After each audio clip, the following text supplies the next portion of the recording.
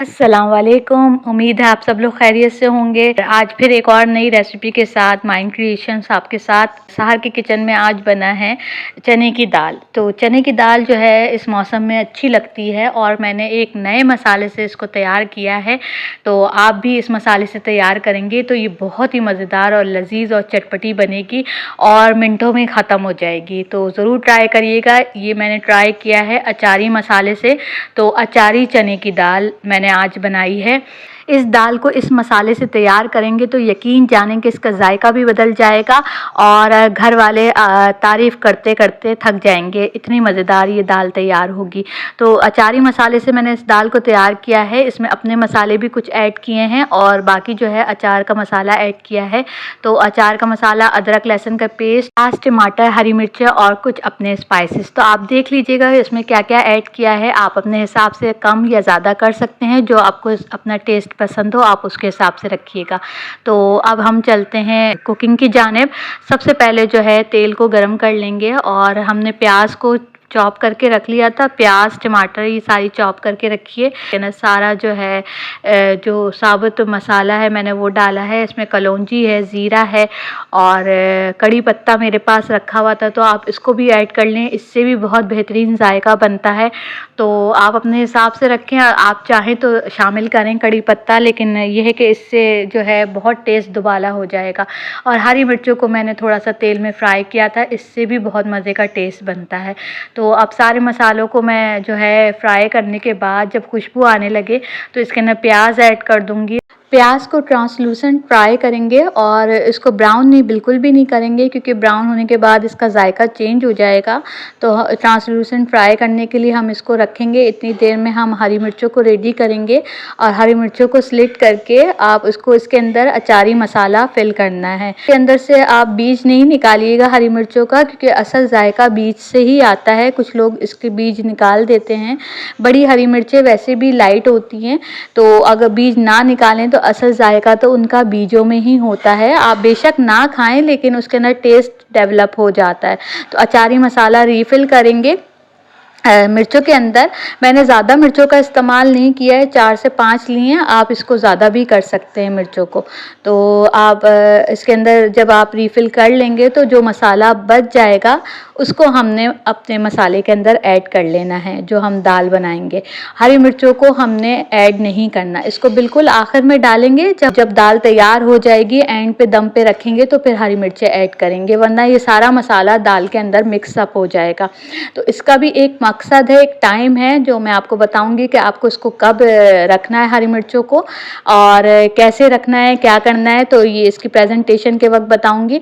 अभी हमने हरी मिर्ची को रीफ़िल कर लिया है। इतनी देर में हमारी प्याज ट्रांसलूसेंट फ्राई हो रही है और इसके बाद से जब रेडी हो जाएगी तो फिर हम इसके अंदर अदरक लहसुन का पेस्ट शामिल करेंगे और टमाटरों को शामिल कर लेंगे।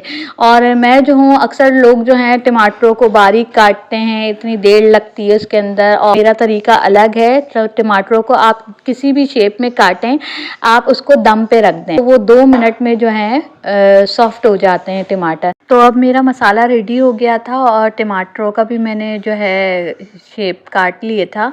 और अब इसके अंदर चलते हैं मसाले की जानिब। अब मसाला ट्रांसलूसेंट फ्राई हो गई थी प्याज। अब इसके अंदर अदरक लहसुन का पेस्ट और ये तो जो अचारी मसाला बच गया है ये और टमाटर शामिल कर लेंगे। मुझे उम्मीद है कि आपको मेरी ये रेसिपी भी बहुत अच्छी लगेगी। ज़रूर ट्राई करिएगा और अगर अच्छी लगे तो कमेंट्स बॉक्स में बताइएगा कि आपको कैसी लगी। और सब्सक्राइब कर लीजिएगा अगर आप नए हैं, और बेल आइकन ज़रूर ऑन करिएगा ताकि आने वाली नई रेसिपीज़ आपको मिलती रहें। तो आइए चलते हैं अब अपने खाने की जानिब। मैंने जो है सारा मसाला इसके अंदर शामिल कर लिया है और इसको मैं अब हल्की आंच पे दम पे रख दूंगी। थोड़ी देर इसके अंदर सारा मसाला मिक्स हो जाएगा, उसके बाद हटाऊंगी तो टमाटर भी गल जाएंगे और सारा मसाला अच्छी तरह एक दूसरे के अंदर मिक्सअप हो जाएगा। तो अब ये खाना चढ़ गया है मेरा। इसके बाद मैं इसके अंदर दाल शामिल करूँगी। जब तक ये मसाला भुन रहा है मैं अपने सारे बर्तन को धो लूँगी, क्योंकि बर्तन सारे जमा हो गए थे। तो पहले मैंने सोचा कि आखिर में धोऊंगी, लेकिन अभी इस वक्त बर्तन धो लिए मैंने मैंने सारे जब तक जो है मसाला भुन रहा था, और बर्तन धोने के बाद से फिर मैंने दाल को अच्छी तरीके से धोना है, ताकि जो है दाल धुली हुई होती है तो साफ़ सुथरी दाल होगी तो अच्छी बनेगी। कुछ लोग इसको गर्म पानी में भी भिगो देते हैं। मैंने दाल को थोड़ी देर के लिए भिगोया था जब मैंने स्टार्ट करना शुरू किया था। कुछ लोग 1-2 घंटे इसको भिगो देते हैं ताकि ये जल्दी गल जाए, लेकिन ये है कि आपकी मर्ज़ी है, कुछ दालें जल्दी गल जाती हैं, लेकिन मैं जो है जब शुरू करती हूँ पकाना मैं उसी वक्त भिगोती हूँ, मैं पहले से नहीं भिगोती। तो ये है कि दाल को मैंने भिगो दिया था। अब इसका अच्छी तरह पानी चेंज करने के बाद से फिर मैं इसके अंदर जब ये टमाटर गल जाएंगे तो दाल को शामिल करूँगी।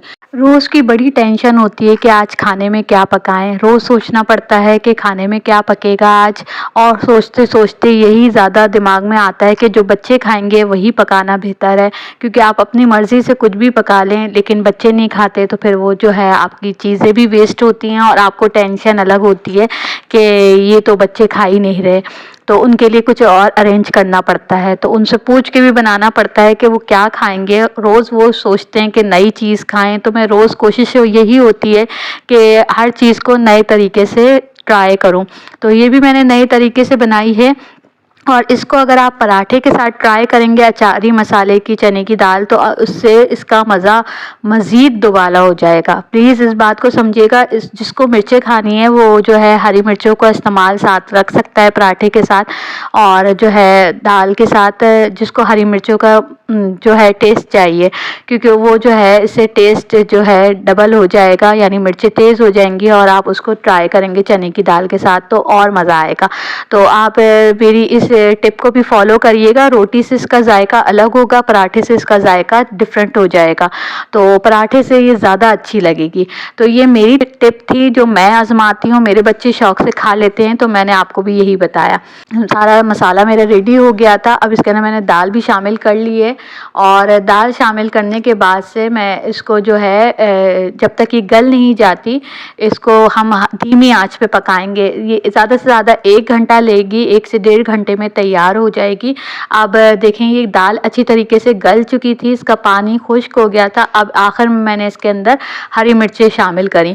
अब हरी मिर्चें शामिल करने के बाद मैंने इसको दम पे रख दिया था। देखें हरी मिर्चें और मेरी दाल तैयार है। इतनी अच्छी खुशबू थी अचारी मसाले की कि पूरे घर में फैली हुई थी।